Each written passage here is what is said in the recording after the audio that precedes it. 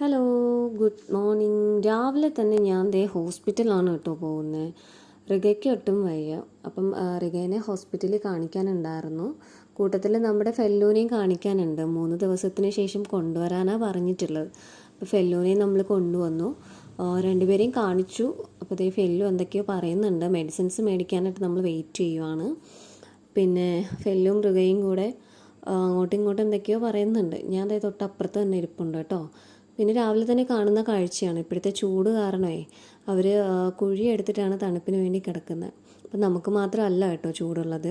പിന്നെ അതിന് ശേഷം നമ്മൾ വീട്ടിൽ കുറച്ച് സാധനങ്ങൾ, പച്ചക്കറി സാധനങ്ങളൊക്കെ മേടിക്കാനുണ്ടായിരുന്നു.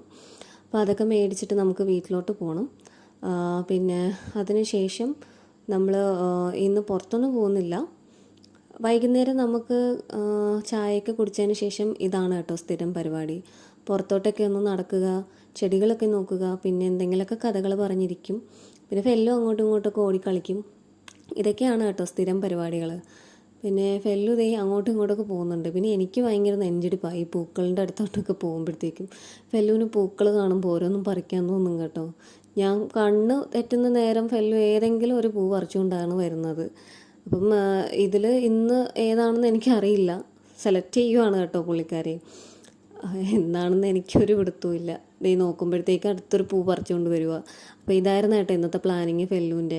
അപ്പോൾ ഇത്രയേ ഉള്ളൂ.